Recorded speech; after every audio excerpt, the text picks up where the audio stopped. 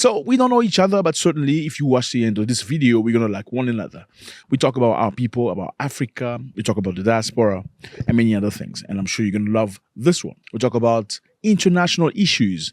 Why do we talk about this? Because we are tired of the narrative from the West and the narrative from the East, because they're all lying to us. So we're going to take the West and the East and mingle it together and pull our own narrative.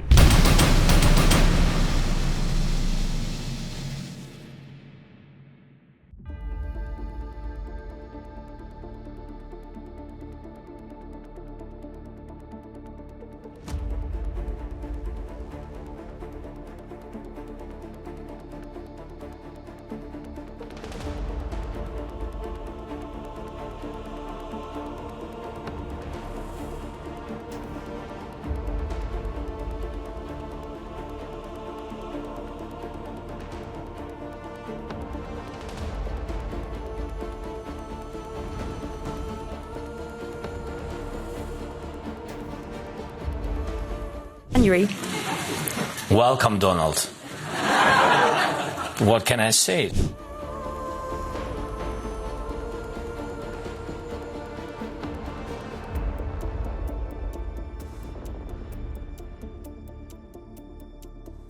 Donald Trump had some way agreed into that. He said the best way to finish the war is to concede, to give up some land to Russia so that the war could end. Can you imagine, for example, we have ceasefire.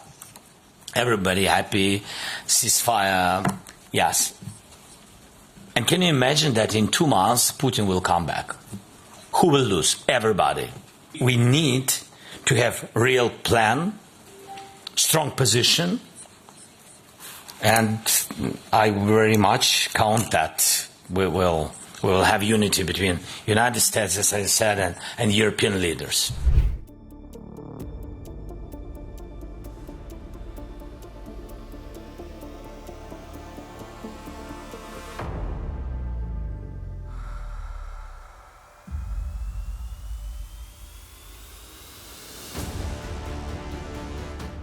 I believe that European guarantees will not be enough for Ukraine, and this cannot be discussed only with European leaders. Because for us, the real guarantees in any case of today or in the future are NATO.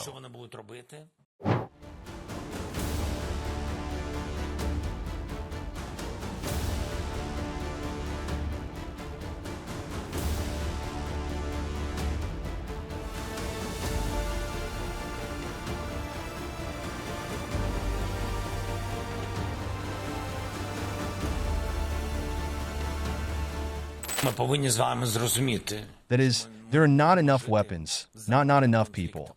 In some way, there are always not enough people. Of course, the commanders on the battlefield, also more troops. But what is very important is how the brigades are equipped so that they can defend the country.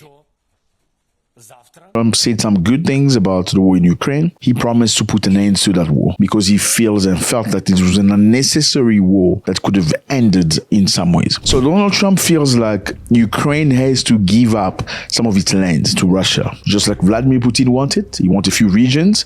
These are the regions Putin wants. On the east side of Ukraine, these people are Russophone, so they speak Russian instead of Ukrainian. So Russia feels that these people actually are more Russian than Ukrainians, even though their passports say Ukraine. So they are fighting to keep that side of Ukraine and put it into Russia so that they can protect themselves from NATO.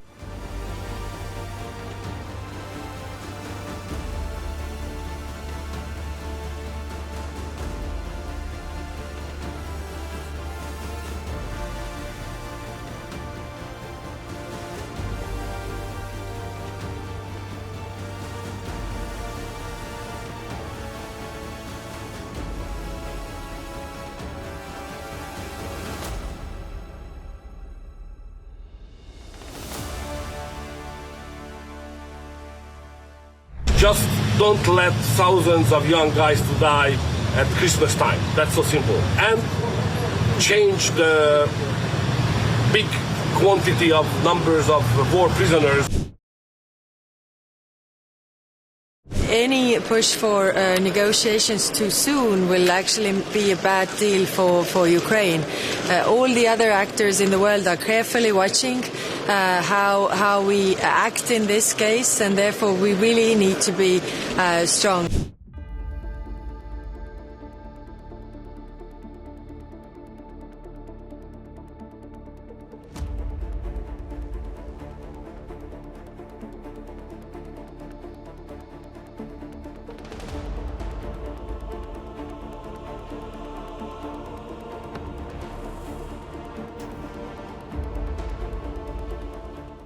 Deshalb glaube ich, ist es auch ganz unangebracht, dass I think it's completely inappropriate that some are now discussing what should follow as a third and fourth step. We are now thinking about what will happen soon. For now, continued support for Ukraine is important here. A clear course, that there's no escalation of war, that it does not develop into a war between Russia and NATO. es nicht zu einem Krieg auswächst zwischen Russland und der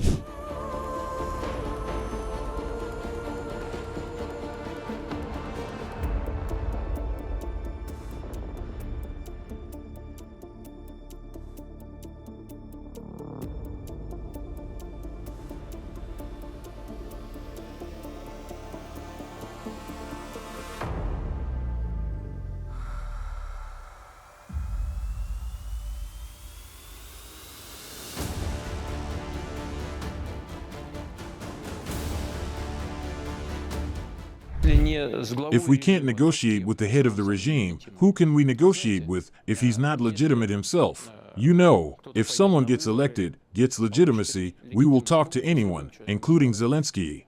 But now, if Ukraine really wants to go down the path of peaceful settlement, they are certainly in a position to do so. They can organize inside Ukraine this process any way they want. It is just that we can only sign with those who is legitimate.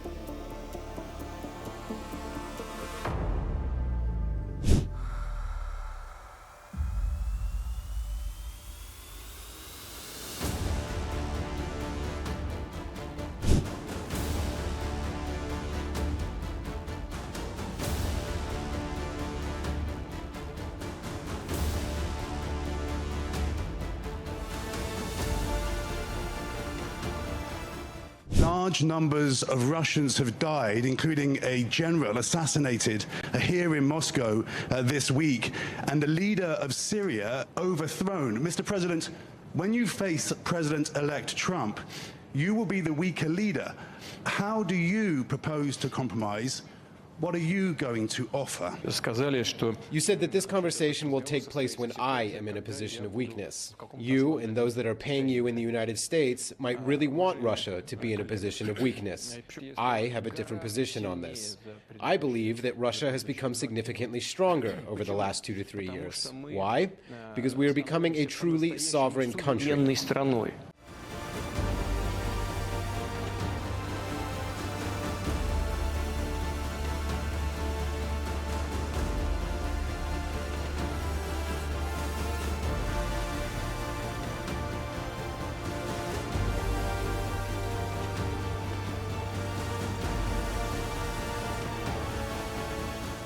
The mother of an American journalist who is missing in Syria, Austin Tice, has written to you and asked for your help to try to find him. Are you prepared to ask President Assad for information about what happened in Syria? I haven't met with Assad since his arrival in Moscow, but I promise I will ask him this question.